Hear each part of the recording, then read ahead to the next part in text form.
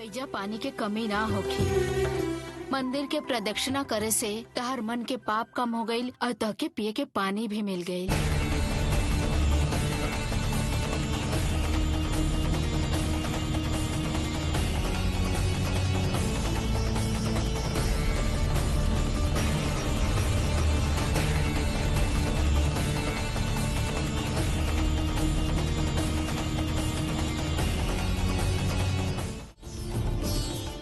तू काहे चिंता करत बाड़ू? बसंत उत्सव में तू बहुत नचले रहलू का? वो बात छोड़ी, हमार सवाल के जवाब दी। हम जौन दुर्गा सप्ताह कैले बानी, ये अच्छा बात है कि बुरा बात है? बुरा कैसे हो सकेला? एह में पूजा कैला से त हमेशा अच्छा ही होखेला। ऐसे में त दुर्गा सप्ताह के पूजा करे से दुनिया के जितना भी बुराई बा ओकरा के माँ अपना शक्ति से खत्म कर देली।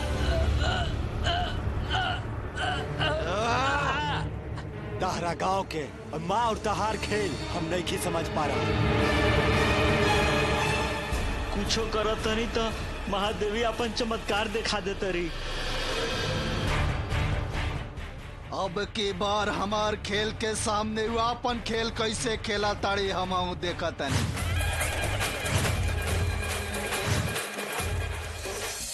माँ के खेल के आगे हमनी हार चुकल बानी। हमनी के कोनो प्लान काम नहीं के कर रहा, समझला?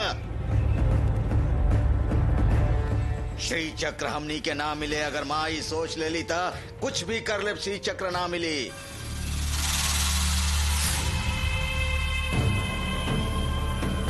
तू बहुत जल्दी हार मान गईला विरूपाक्ष। भगवान मनुष्य के सृष्टि जरूर कैले होके हैं, लेकिन मनुष्य भी वो देवता लोग के सृष्टि कैले बने। ए दोनों के पास समान शक्ति बा। इंसान के हमेशा कोशिश करत रहे के चाहिए। काल निर्धारण करे कि कब का होगी और कितना दिन तक, और कब तक इंतजार करें काल रुद्र कल के। कितनो प्रयत्न कहनी सब बेकार हो गई। माँ हमनी के सारा प्रयत्न तहस नहस कर देत बाड़ी। कितना सोच के हमने कैले रहनी, विषैला पदार्थ पानी में मिलेले रहनी ताकि लोग मर जाए हैं, बाकी कुछ ना भइल। और देखा ये मारकंडे के अभी तक पेट में जलन हो ही रहल बा। उत्सव के समय उमा हमने सबके बांध दी हैं। अब उत्सव में थोड़ा दिन ही बच गई बा। महाभारत के कुरुक्षेत्र जैसन हमने युद्ध कर रहल बानी। ठीक बा, अब वो खातिर का करे के बा? तहार मन में का चल रहल बा, सीधा सीधा बतावा। याद रखा, आज से ठीक 18वां दिन ब्रह्म मुहूर्त में श्री चक्र के उद्भव होगी। ओकरा हासिल करे खातिर अभी हमने कोई तैयारी नहीं की कर पहले। एक मिनट, तू लोग खाली अपन समस्या के बात करेला। तू लोग कौन प्लान कैले बाड़ा के कब ओकरा के निकाली? हमरो के पता चले कि चाहिए कि ना? मंदिर में कि पालकी में कि गांव में लावे समय कि तालाब में पूजा करत समय? बतावा कैसे? हमरा ये सब पूरा मालूम होके के चाहिए। घूर काहे रहल बड़ा? अभी हमरा के तू लोग कहला है कि उ भीड़ में हम सही बंदोबस्त करब और तहरा के कोनो समस्या ना होखी। तब फिर तू लोग काहे बदल गई?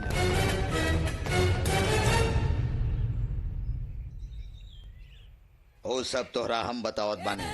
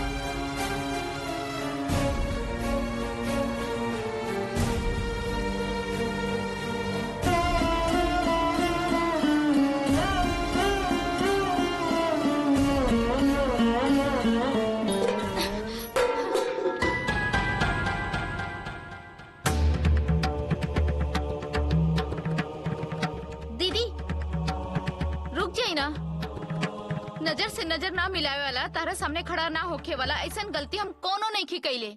आज हम तारा सामने हिम्मत से खड़ा बानी दीदी, और तारा सामने बात कर रहल बानी हम। एकर मतलब हम कोनो गलती नहीं की कैले, समझता नहीं ना? तारा क्या और तार हिम्मत के हम दाद देता नहीं। कृपा करके हमके छोड़ दा। हमरा जानकारी में ना रहे वाला बहुत बात बा। अब हम एक एक करके समझता नहीं कहा के गलत समझबू तो एकर का मतलब बा? तो तारा हिसाब से हम गलत समझ रहल बानी, तो कृपा करके हमसे दूरी रह तू।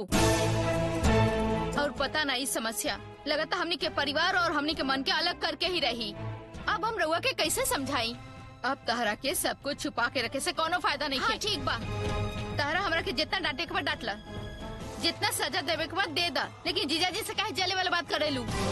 सब केहू मिलके उनके काहे सजा देता जबकि उनका कोनो गलती नहीं खे। इतनो ना समझी, ऐसा हम बेवकूफ नहीं की। हम ही तहार जीजा जी के तहरा से दूर करवाईनी, ई तहरा से कहले और तू सह ना पैलू। तहार दिल के ठेस पहुँचल। पति पति के समस्या उतहरा से कहलस और तू उनका पे रहम दिखावे चल गयलू, और तुरंत सब ठीक कर दे कहा कि आज उनका साथ देवे तू एजा आइल बड़ू। वो अपन बहन के सामने हमके उनकर कोनो जरूरत नहीं खे, और उनके भी हमार कोनो जरूरत नहीं खे। मतलब घर में झगड़ा होखेला तो इनसे बात करके आदत बना, लेकिन यहाँ तो जीजा जी के साथ देवे खातिर दीदी गलत वे कह के हमसे लड़त तारू, और जीजा जी के साथ देवे खातिर आज हमारे सामने उनकर वकालत करत तारू तू। और वो हमरा से दूर हो जाई है और तू उनका नजदीक हो जाएगी। तो जा, तू दोनों खुशी से नाच। अब तू दोनों के आजादी मिल गई। अब तू दोनों के केहू से छुपा छुपी करके कोनो फायदा नहीं खे। तू दोनों के गवार रहे वाला तहार पेट में बच्चा पल रहल बा। वो बच्चा के साथे तू दोनों खुश रहा। दीदी अब बस कर, ताकि हमरा ऊपर भरोसा नहीं खे। हम सच बोलत नहीं और तहार पति भी सच बोलत रहे। ई बात के हम कैसे यकीन दिलाई कहीं? क्या कि ताकि अपन पति पे यकीन नहीं खे और हमरा पे भरोसा भी नहीं खे। केकरा पे यकीन करबू? तब कैसे यकीन करी बतावा? जग्गी के तहार पेट पे लात मारे से तार घर फट गई रहे कहले रहू ना, और तो तहरा बच्चा होके के भागे ना हो कि ई बात भी कहले रहू। लेकिन अब तहार पेट में बच्चा लेके आयल बड़ू, एकर का मतलब बा? बतावा तू हमके। उ सब गलत करे ले, ई फैसला तू कर ले बड़ू। अब हम कुछ कहब ना तो तुम ना मनबू। पैदाइश वाला घर के रिश्ता सिर्फ तहार बा। उ तरफ हमार पति साथ नहीं देत, एक तरफ तू हमार साथ ना देबू तो हम कहाँ जाए दीदी? बताई ना। जब लड़की पैदा होखेले और ओकर बच्चा होखेला तो बहुत लोग खुश होखेले, ये बात जाना तारू ना तू? लेकिन हमरा खातिर श्राप हो गइल बा। शादी के बाद भी हम कबो खुश ना रहनी, बच्चा होके हल्ला बात तबो खुश नहीं की। तू ये बतावा का करी? हम तार कसम खा के कहता नहीं दीदी, हम तारा के धोखा नहीं की देले, तू हमार भरोसा कर। अच्छा तो ठीक बा, हमार पेट में पले वाला बच्चा अगर गलत होगी तो हम एकर कसम खा के कहता नहीं, अगर ये बच्चा पैदा होगी तो हम एकर शक्ल भी ना देखब और हमारी गर्भ गिर जाए।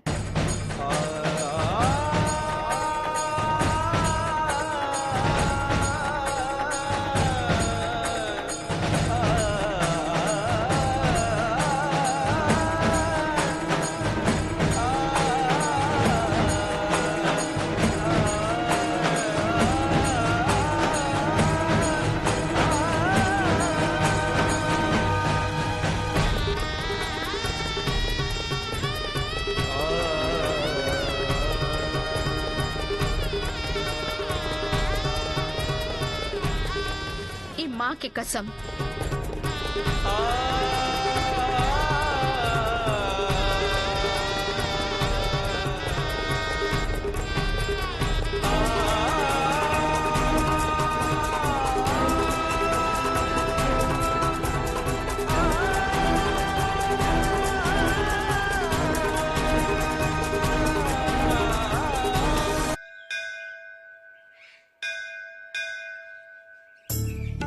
ये लेकी कहाँ चल गई? एक जगह पर ना रहेले, एक क्षण में यहाँ एक क्षण में वहाँ। लाली का भइल पापा? कहाँ रहलू? एजे त रही। उ सब रहे दा, तू घरे जा रहल बाड़ू ना? हाँ। इला, एकरा घरे लेके चल जइहा। हम बाजार गेल रहनी तो सब्जी लेके आइल बानी। ठीक बा। जल्दी जा।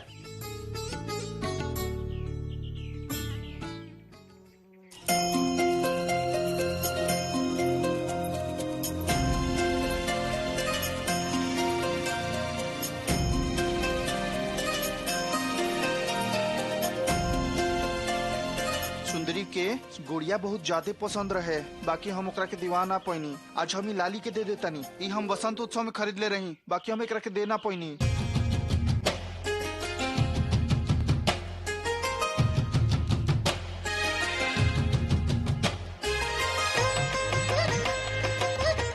कैसे दी ही? अगर वो हमरा के डांट दिलस तब हमरा ला गुड़िया कहे लाइल बड़ा। हमें गुड़िया से खेलब, हम कोनो बच्ची हैं का? तब हम का करब?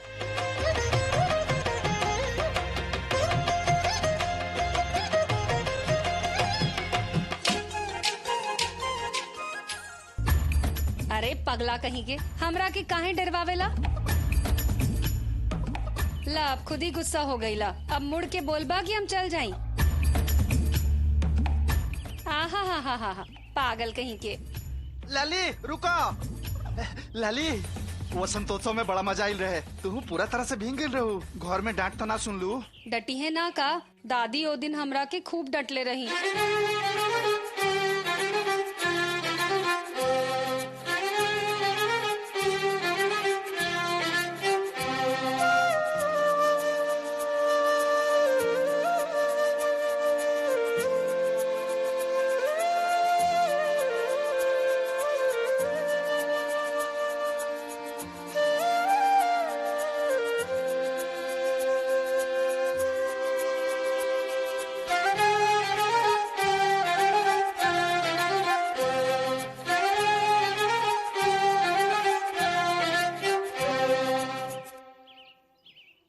पागल जैसन काहे हंसत रहेला? देख हमरा के आधा पागल मत कह, हम बुद्धिमान हई। अच्छा त दिमाग वाला आदमी हंसत रहेला का? ऐसे कह के मत पुकारो। फिर कैसे पुकारी? बंगाली कह के पुकारो। ए जाना, तारा से बात करे खातिर समय नहीं खे, पगला कहीं के।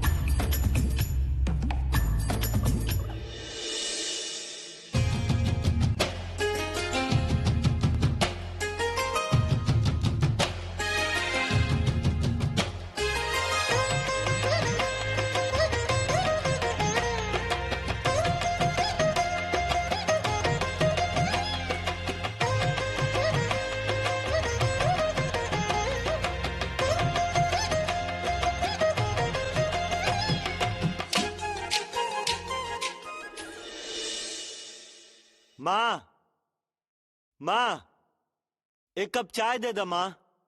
जाके चूल्हा पे गरम करके पी ले तू।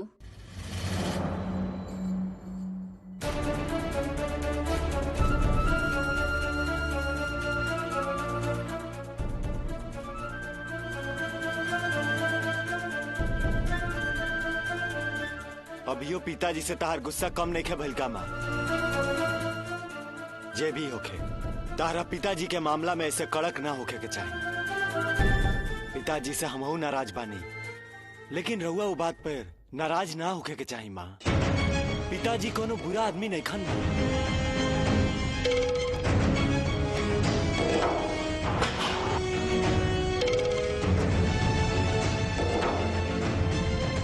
ई पापा देले बाड़े घर पर देवे खातिर।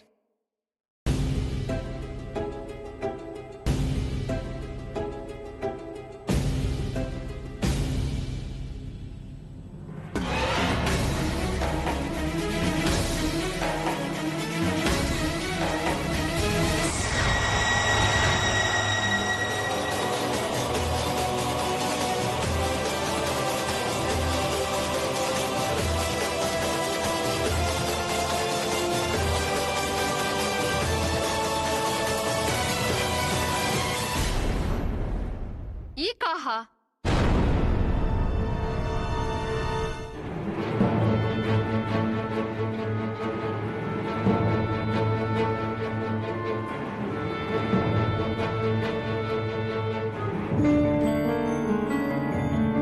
देखा था ये गुड़िया तार पिताजी देले हैं का?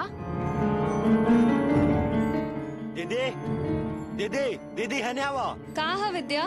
दीदी, ये गुड़िया तहार है का?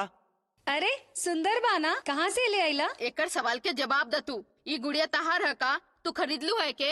हम काहे गुड़िया खरीदब? हम ता एकरा अभी देख रहल बानी। पापा कहले कि घर पे ले जाके दे दी है, तो हम ले आईनी। मतलब पिताजी टोकरी देले रहले तो गुड़िया ओमे रहे का? हो सकेला, हम तो नहीं खरीद ले और हम देखनी भी ना। ठीक बा, अब तू जा। तू ही बतावा, तहार पिताजी नया गुड़िया काहे ले हाँ? जवाब दो हमके। आपका तू ई उम्र में बैठ के गुड़िया खेल बा अथवा ई उम्र में खेले वाला कोनो बच्चा बा का? तहार पिताजी पे शक ना करे के चाही और उन कोनो गलती निखन कइले, ये तू कहत रहला ना?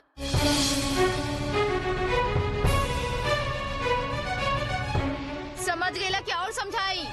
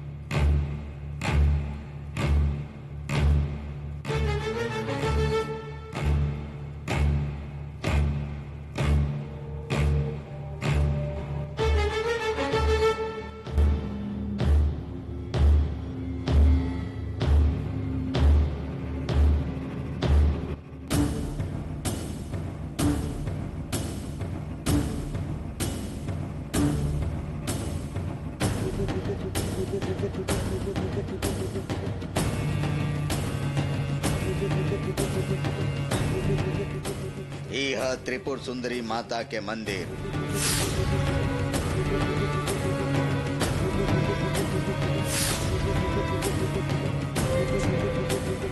एह में 4 गो द्वार बा, एगो महाद्वार और दूसर ओरी ई द्वार बा।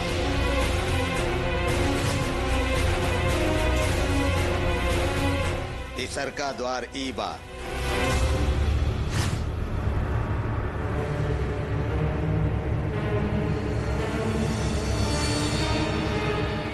और चौथा तालाब से आवे वाला ई द्वार बा। अब उत्सव के सिर्फ 18 दिन बच गइल बा। ओ दिन सवेरे 4 बजे से ही लोग के भीड़ जमा हो जाए और वो दिन ब्रह्म मुहूर्त के समय से ही माता के पैर के नीचे से धीरे धीरे पानी ऊपर आई। सिर्फ इतने ना, पूरा भूमंडल के नदी समुद्र सबके पानी ऊपर आई। जब ऐसे पानी ऊपर आवत रही तो हमने ओकरा ऊपर से दूध के धार गिरावत रहा। ठीक 7 बजे श्री चक्र ऊपर आई। वो दृश्य देखे में ऐसा लागी हमने वो पानी में जवन दूध डालत रहा वह दूध के धार के साथे श्री चक्र ऊपर आई।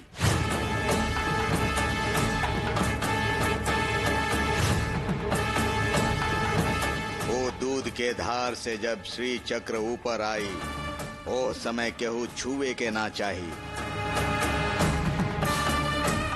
वो दूध के धार श्री चक्र के अपने आप सफेद फूल से पूरा सजाई, ओकरा बाद शुद्ध आसन पर विधि पूर्वक स्थापित कर दी।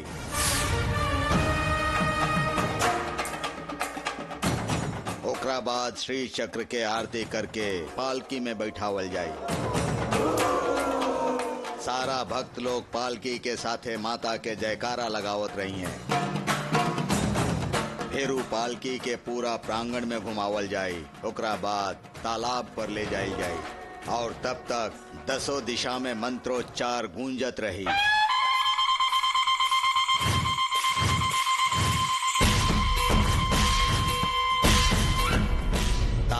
पर ले जाके श्री चक्र के पूजा करके 3 बार तालाब में डुबा के निकालल जाई।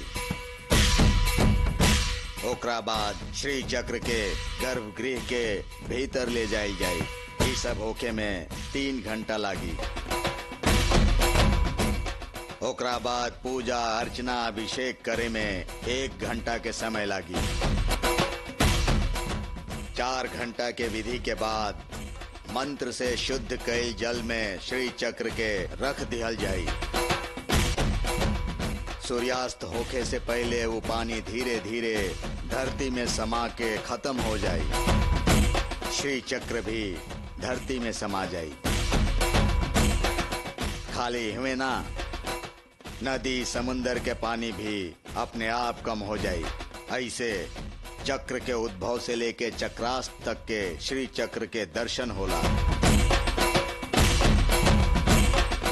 अब बताओ मार्कंडे, एह में तोहार आदमी कहाँ काम आ सकेले? तालाब में। ठीक बात, अब तालाब में। वहाँ हम जौन कहब हुए होखी। पूजा खत्म भइला के बाद केहू के बिना जनले श्री चक्र के तालाब में डुबा दिहल जाई। पालकी के वापस जाए दो। केवल फूल से छिपा लहला से लोग आंख बंद करके हाथ जोड़ के ओकरा पीछे जाई हैं। पालकी में ही श्री चक्र बा, भरोसा कर ली है। पालकी गईला के बाद तालाब के अपन कब्जा में ले ले। सब कुछ होखला के बाद कल की श्री चक्र के लेके चल जाई है। योजना हमरा पसंद बा। यह सही रास्ता बा। सब कुछ हमनी के हिसाब से भइल तो श्री चक्र हमनी के हाथ में होखी।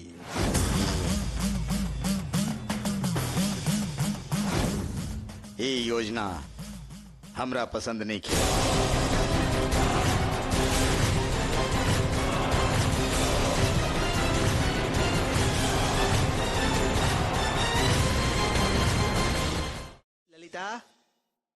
ललिता इला अंदर रख दा।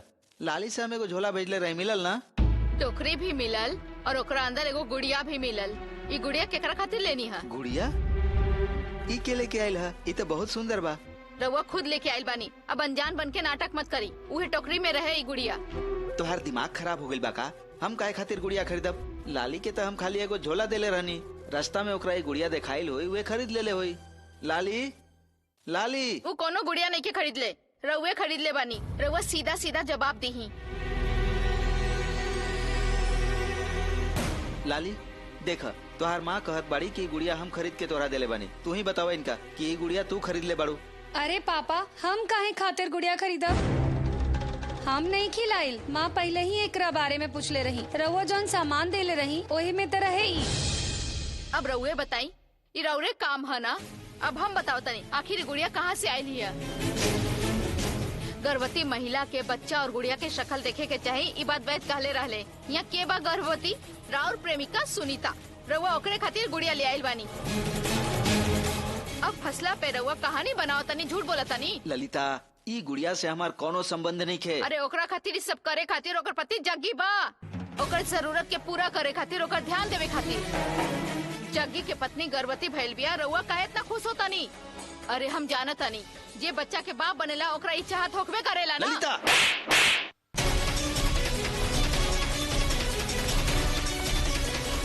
एगो आदमी के अच्छा बनावे में और बुरा बनावे में ओकर पत्नी के हाथ होला। अगर तोरा हमरो जग्गी जिसन बनावे के बा तो ये सब करत रह।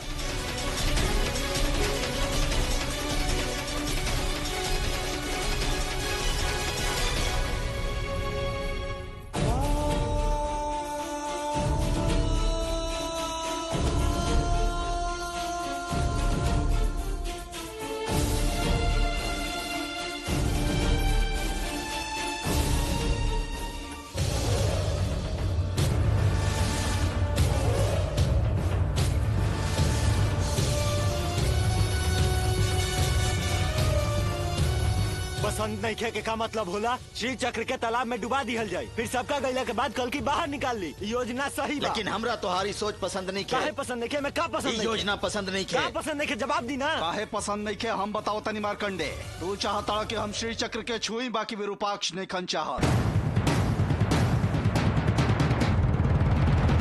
इनका ये बात के डर बा कि हम कहीं लेके भाग न जाएं। हमारा पॉइंट का भरोसा नहीं खे। यही से इनका योजना पसंद नहीं आ रहा। हमनी के एक दूसरा पे भरोसा न रही तो काम कैसे होगी विरूपाक्ष? इज्जत से बात करा हमरा से, जबान संभार के बात करा मारकंडे। तुहार औकात नहीं खे हमार नाम लेवे के, तुहार इतना हिम्मत के हमार नाम से बोले तू। अंगुरी नीचे करे विरूपाक्ष। तो हमार बेइज्जती कर रहल बाड़ा, माफी मांगा। तू अंगुरी नीचे करा, ना तो तोहार अंगुरी ना बची एकलव्य बन जाइबा। पागल जैसन बात मत करा तू हमरा साथे, पहले माफी मांगा। पहले तू लोग झगड़ा बंद करा। हमने ये तरह झगड़ा करत रहब तो कोनो फायदा नहीं खे। जन्म जन्मांतर से इंतजार कइलू, समय आ गइल बा। अब बस 18 दिन बाचल बा। हमनी के ये तरह से झगड़ा करब तो नुकसान हमनी के होखी। यह जन्म हमनी के आखिरी मौका बा। तू लोग झगड़ा बाद में करिहा।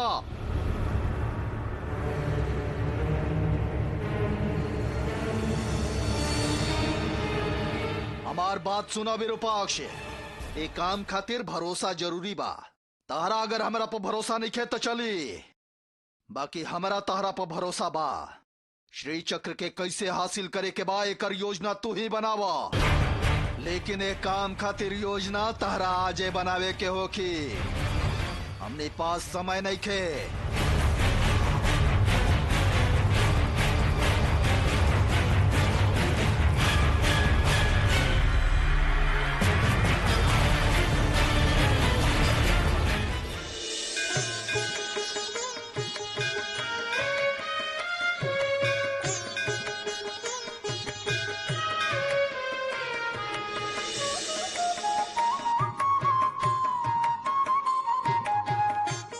उत्सव शुरू होके से पहले ही हमारा हाथ पैर सब दुखाए लागल।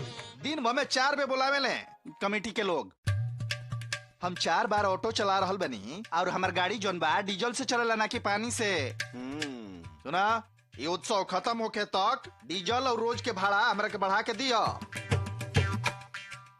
अरे हिसाब तो बराबर देते रहिला भाई। ठीक बा भाई, तहार मांग हम कमेटी के मेंबर के बता दे और वो लोग का कही है हम तहरा के बता दे। अरे सब तो तोहरे हाथ में बा। मैनेजमेंट तार ना सुनी का? तू अगर मैनेजमेंट के कह देबो तो केहू मना करे वाला बका? अरे जग्गी, हम एगो बात सुननी है। शुरू हो गिला। आकाशवाणी के केंद्र हो चक्रपुरी। समाचार सुनी। समाचार सुनाई हैं। चक्रपुरी माता त्रिपुर सुंदरी के मंदिर में काम करे वाला मुनीम श्री पंचम जी सुनाई। अब बस भी कर भाई, पत्नी तहार गर्भवती बाड़ी। शेखर सुनीता के देवे खातिर गुड़िया लियाल बड़े। तहार परिवार तो तमाशा वाला हो गइल बा। हमार पत्नी के ख्याल रखे खातिर हम बनी तब वो हमहू ख्याल रखब कह रहल बने शेखर। कोनो बात ना, 3 पहर से तक काम करके हम इजे पड़ल बनी। वो गर्भवती बिया, वो बेचारी के आखिर ख्याल के रखी। वो दोनों के जब साथे देखिला तो वो दोनों हमारा भाई बहन लगेले। तू बड़ा अच्छा से छिपावेला, तू यह जानत बड़ा। हम कहानी सुनावता नहीं, कान खोल के बढ़िया से सुना। शेखर के गुड़िया लाइल देख के ललिता उनका से सवाल कैली है। तो शेखर का कहला न जानत बड़ा, उ ललिता के गाल पर झापड़ मार देला हन। ऐसन का? ये बात तहरा कैसे पता चलल पंचम? उनका घर के बिलाई हमरा घर में आके दूध पी। हाँ तो मतलब उनका घर में काम करे वाली दाई हमरो घर में काम करे आवेले। छी छी छी छी। अरे पति पत्नी के ऐसा झगड़ा करे के चाहिए का? ऐसा झगड़ा किला पर तारा लेखा लोग बात करके मजाक उड़ावेले। एकदम अकील नहीं खे। थू।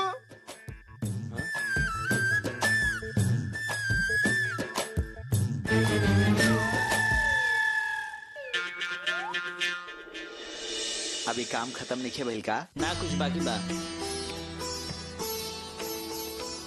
शेखर, तू बहुत जल्दी आ गइला। घर में कोनो समस्या भइल का? हमहू ऐसे ही करीले। घर में कोनो समस्या होखेला तो सीधा मंदिर आ जाइला, यहाँ आवे से शांति मिलेला। हमार घर में कोनो समस्या वमस्या नहीं खे। जल्दी आए तो जल्दी घरे चल जाए। यही से स्टोर रूम के चाबी दा, खाना बनावे के सामान निकाले के बा। आज कोनो जल्दीबाजी नहीं खे। आज हम ऑटो राजा जग्गी से मिलल रहनी।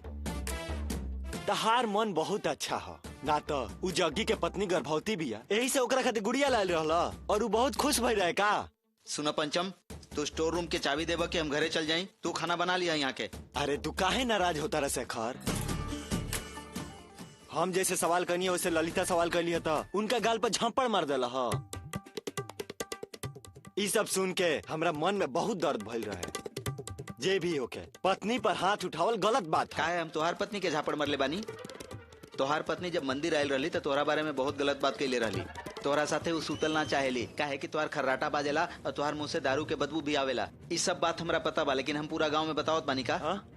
हमार पत्नी कब मंदिर आई रहे और हमरा खर्राटा के बाद कब कहले रहे? तब फिर हम अपन पत्नी के झापड़ मरनी ये बात तोहरा से के आके बता देला। जैसे तू केहू के पारिवारिक बात में टांग अड़ावत रहेला ना, वैसा ही तोहरो परिवार में झांके वाला केहू खड़ा बा। दूसर के गलती देखे के चक्कर में मत रहा, आपन गलती सुधारे पर ध्यान द। रात के सूते से पहले 4-5 बार बढ़िया से अपन मुंह धो लेल कर, तो हर पत्नी के बाहर ना बोले के पड़ी। ई बात हमार पत्नी हमरा से काहे न कहलस, आवे जाए वाले लोग से काहे कहतिया? आज हम ओकरा के बतावत बानी।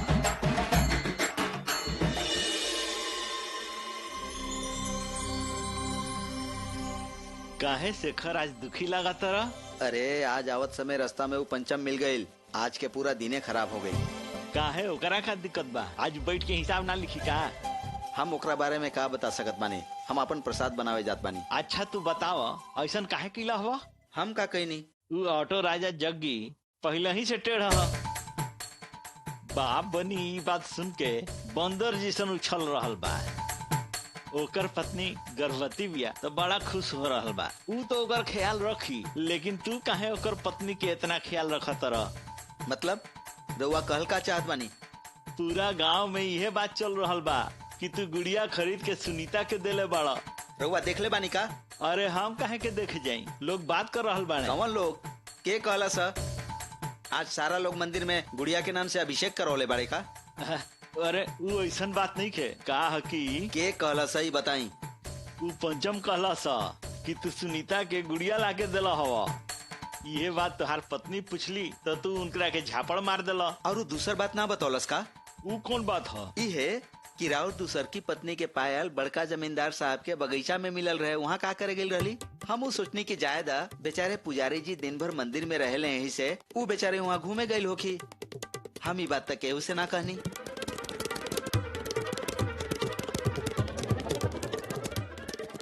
हमार दोसर की पत्नी जमींदार के बगीचा में काहे गिल रहे? हमारा तो ये बात समझ में नहीं आवत।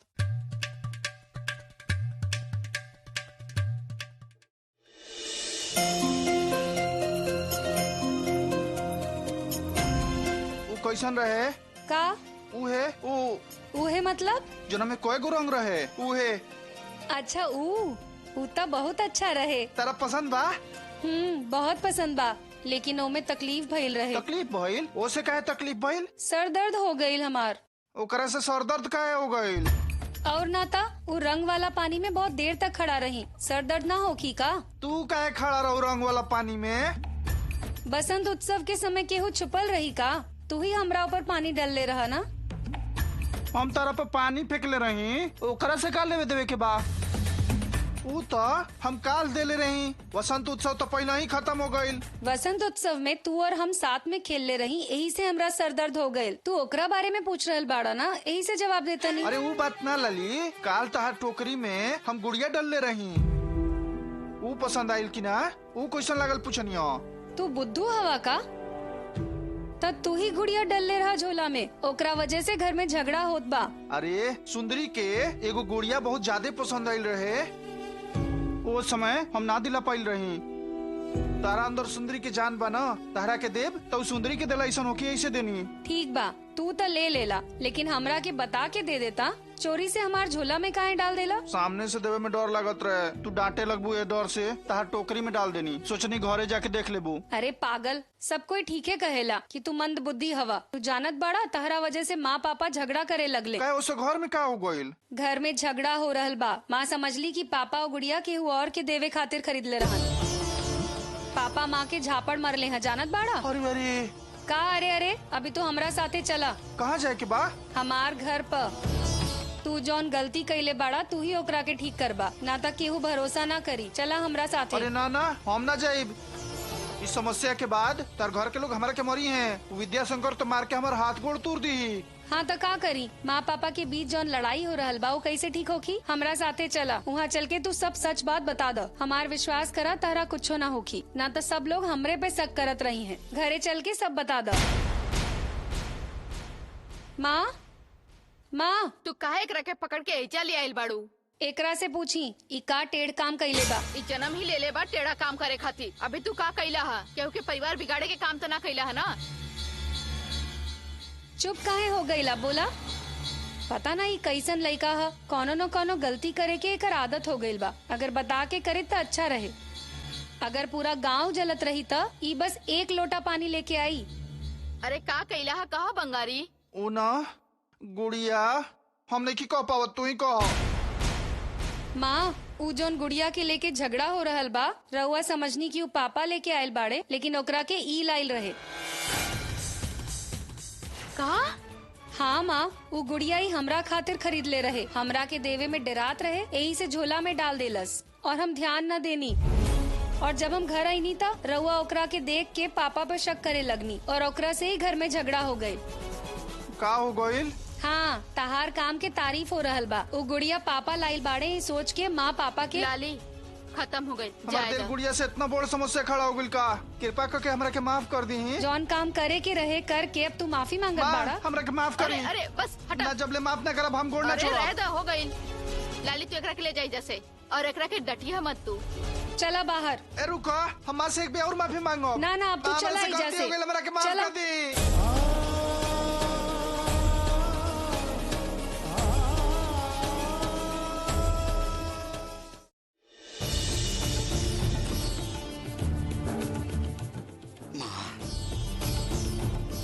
काहे माँ ऐसे हमरा काहे तकलीफ देत बानी? बेवजह हमार परिवार में झगड़ा, अविश्वास और ई तनाव काहे बढ़ रहल बा माँ?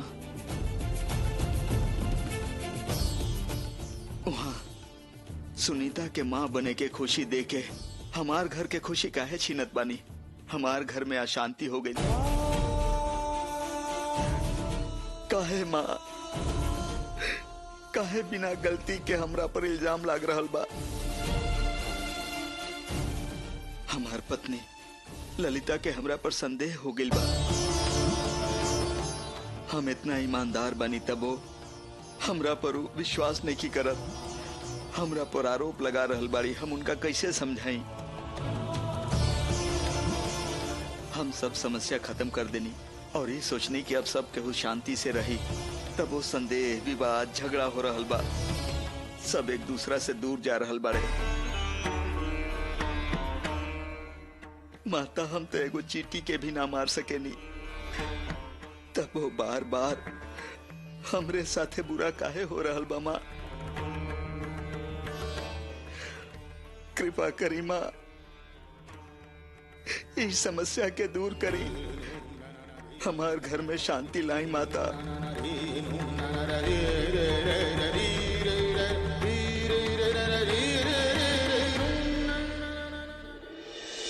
तारा घरे आके आपन मुंह से गलती मान लेवे से आधा समस्या खत्म भइल बा, लेकिन अभी आधा समस्या बचल बा। लेकिन हम बहुत डरा गेल रही। हम करे जाइला कुछ और हो जाला कुछ और। लाली ऐसन काहे होला? एक बार तू आपन कुंडली के केहू अच्छा ज्योतिष के जाके दिखावा। तारा साथे ये सब काहे हो रहल बा वो अच्छा से बता दी। हमार और हमार माँ के कोनो कुंडली नहीं खे।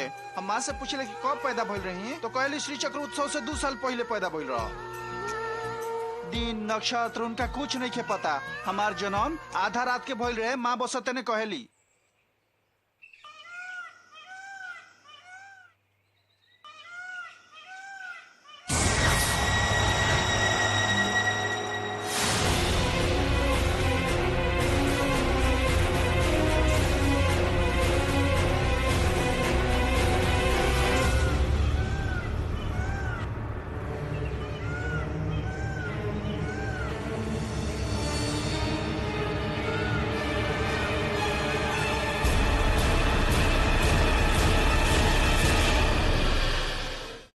लाली त पहाड़ से गिर के पहले ही मर गईल रहे।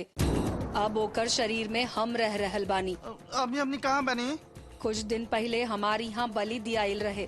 ई उहे जगह है। सुंदरी के जे मरले बा ओकरा के तू ही मरबा बंगारी। हमार इच्छा पूरा हम करा। अपन सुंदरी की आत्मा के शांति खातिर अपन जान हथेली पर रख के तहार इच्छा के पूरा करब। ये बेरा तारा शास्त्र चाहिए कि चक्र चाहिए? ई टेढ़ खोपड़ी कुछ ना समझेला, एकरा ठीक से समझावा तू। ए!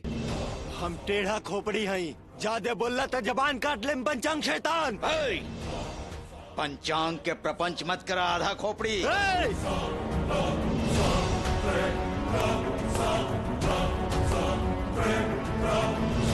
मिल गई, रास्ता मिल गई।